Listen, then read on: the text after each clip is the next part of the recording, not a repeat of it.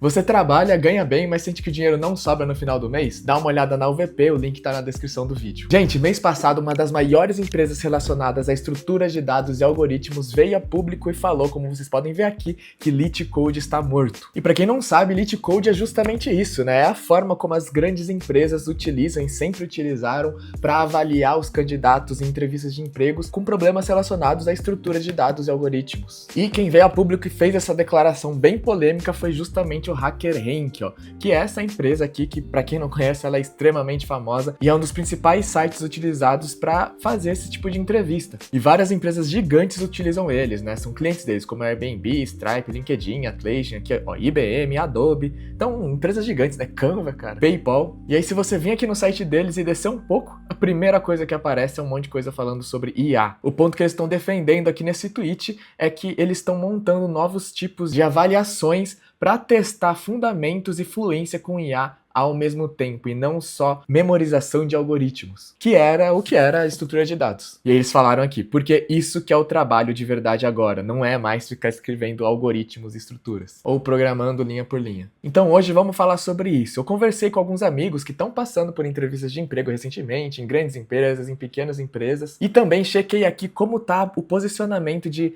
empresas e sites como o HackerRank e o LeetCode.com sobre esse tipo de polêmica hoje em dia. E principalmente vou contar para vocês a minha opinião sobre tudo isso. Será que ainda vale a pena estudar estrutura de dados e algoritmos para passar nas entrevistas? Ou isso já ficou no passado, não vale mais a pena aprender isso se você tem que se focar em aprender a usar Cloud Code, por exemplo? Bom, primeira coisa, vamos esclarecer aqui que o HackerRank aqui, postou falando o LeetCode está morto, mas ele não está morto, com certeza.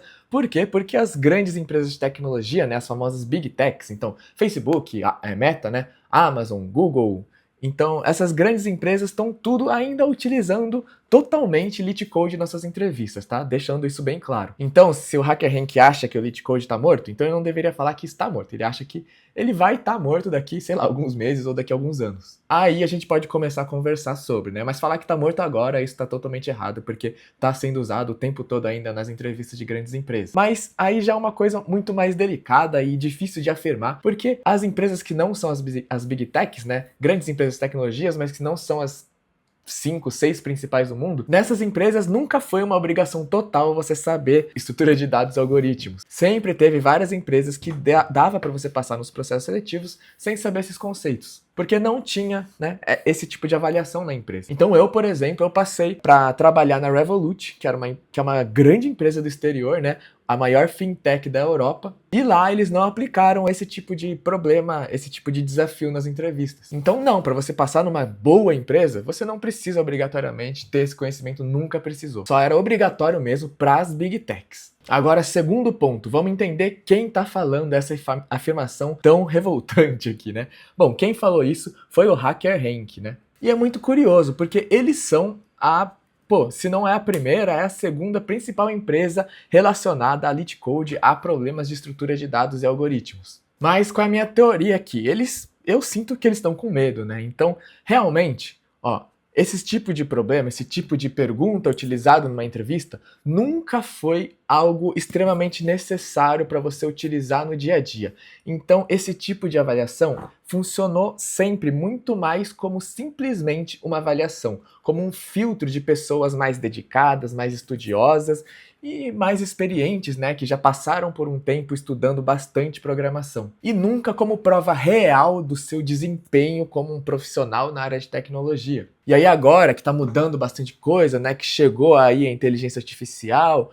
que tudo está sendo questionado aí na carreira de tecnologia, né, na posição como programador, está tudo sendo questionado qual é o real valor de um programador. O que eu acredito é que com todas essas indagações que temos agora, uma empresa como o HackerRank começou a repensar sobre o próprio valor que ela está entregando também. E os grandes executivos aí da empresa estão com medo do futuro, né? Porque a IA está causando esse grande efeito em todo mundo, é um grande medo do futuro. E aí a gente viu empresas como Stack Overflow perderem totalmente a sua importância e o seu uso no dia a dia, né? Ninguém mais usa Stack Overflow por causa do ChatGPT e das IAs. E aí com isso o HackerRank ficou com medo de ser o próximo Stack Overflow, de perder totalmente sua relevância. E aí o que eles fizeram, eles mudaram totalmente o posicionamento deles.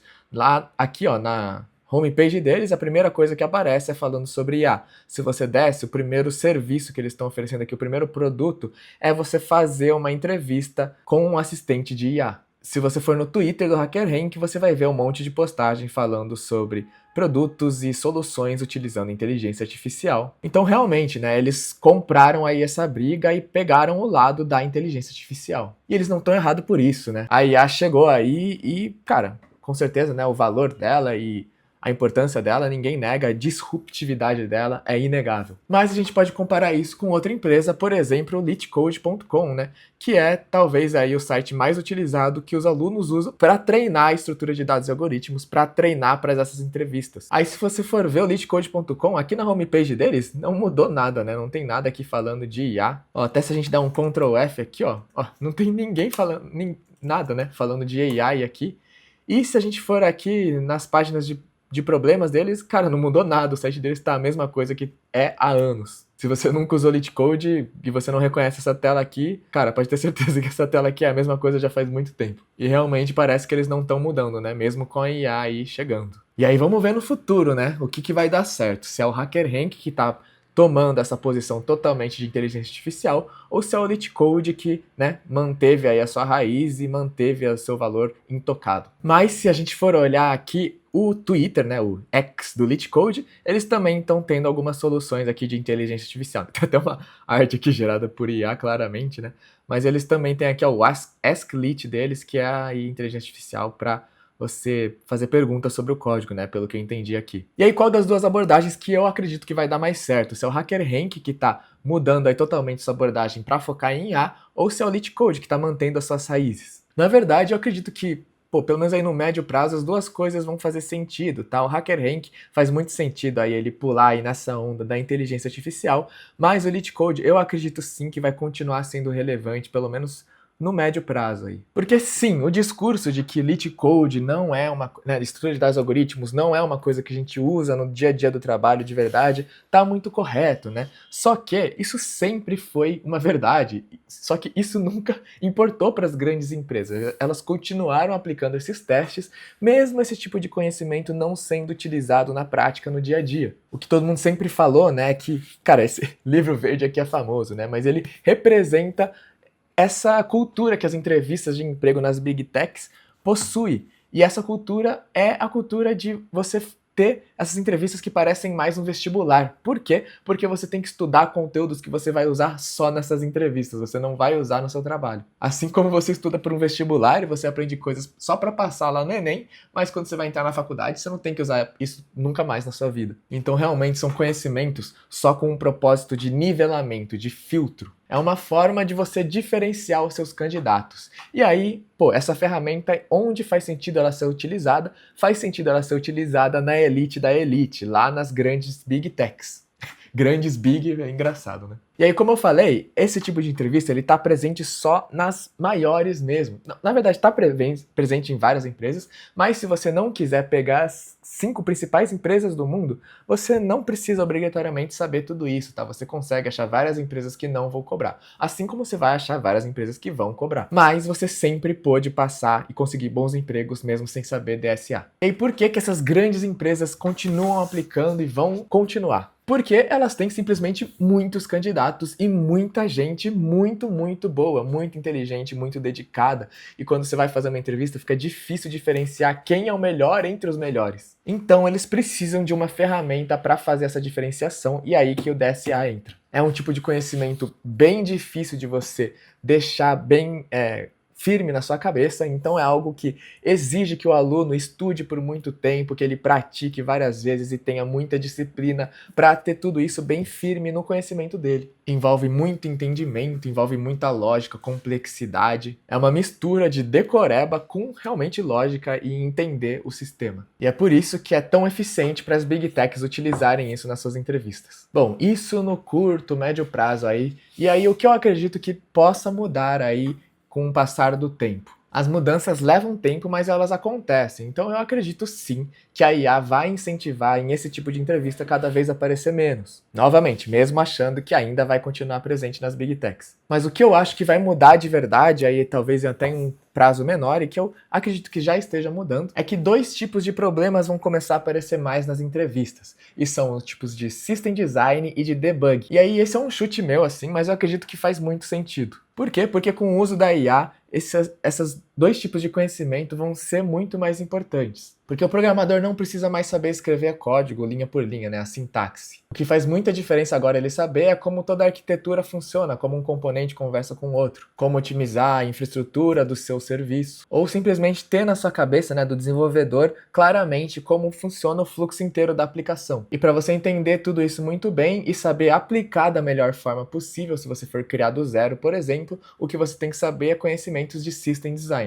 Então isso vai começar a cair mais. Outra coisa é o debug. Por quê? Porque aí, cara, quem mexe com IA, quem programa com IA no dia a dia, eu sou uma pessoa que tá usando o plano Max do Cloud Code e tô usando bastante IA, sabe que uma das coisas que a gente mais faz é ficar debugando. Então, às vezes, quando a IA tá penando lá para resolver algum problema, você tem que ir lá e olhar no código e resolver algum problema. Ou você tem que entender o que tá acontecendo, achar o arquivo correto e saber explicar com mais clareza pra IA. E aí, esse tipo de atividade é debug, né? Tem um problema no código e você tem que consertar. E por que eu acredito que esses dois tipos de problemas em entrevistas vão aparecer muito mais? É porque eles já apareciam bastante, já era um conhecimento bem cobrado, só que era mais presente em entrevistas de cargo maiores, mais sênior. Principalmente o System Design, né? Era aquela etapa que aparecia quando a sua entrevista não era mais de pleno e começava a ser de sênior, você tinha que começar a fazer entrevista de System Design, usando o famoso quadro branco. E já que isso já era cobrado, agora vai ser cobrado mais, porque isso vai ser impulsionado pela IA. Então aí para finalizar o vídeo, se eu acredito que ainda vale a pena estudar estrutura de dados e algoritmos, se vale a pena comprar o livrão verde, ler inteiro, se vale a pena comprar o livrão branquinho de Entendendo Algoritmos e ler ele inteiro. Bom, se seu objetivo for passar numa entrevista numa Big Tech, né, as grandes empresas de tecnologia, o que quase ninguém aí eu acredito, porque gente, para a realidade nossa aqui do brasileiro, qualquer emprego numa boa empresa já vai ter um ótimo salário numa empresa grande brasileira, num banco brasileiro. Quando eu falo Big Tech, quando a gente fala Big Tech, a gente está se referindo a Meta, a Amazon, Google. E essas empresas aí, você não precisa chegar nelas, cara, o estudo necessário para chegar nelas é bem mais rigoroso. Mas se seu objetivo for chegar nelas, com certeza, hoje em dia, vale a pena você estudar esses livros, vale a pena você estudar esses conceitos bastante, porque vai ser totalmente necessário. Se o seu objetivo for entrar numa dessas grandes empresas, mas daqui 1 ano, 2 anos, 3 anos, aí eu não sei te dizer, porque eu não sei prever o futuro. Eu acredito que daqui dentro de 1, 2 anos, eles ainda vão estar aplicando esse tipo de entrevistas, mas não sei, né? Como vou saber. Mas eu sei que você quer saber a minha opinião, então sim, eu acho que dentro de poucos anos ainda vai ter sido cobrado nessas grandes empresas. Mas se seu objetivo é só entrar numa ótima empresa, né? Tipo, sei lá, Revolut, que eu entrei lá na Europa, aí não é totalmente essencial você aprender estrutura de dados e algoritmos, mas vai ajudar bastante. Porque não é toda empresa que cobra esse tipo de conhecimento, mas várias cobram. Ainda mais se for para pegar um emprego no exterior, né? Fora do Brasil. Então é isso, eu tentei ser bem direto ao ponto nesse vídeo e esclarecer essa dúvida aqui para vocês, que algumas pessoas estavam me perguntando lá pelo Instagram também. A IA chegou aí, né? Já é realidade, tá mudando tudo na área da tecnologia, mas mudança leva tempo e a gente vai descobrindo o que vai acontecer aí com o passar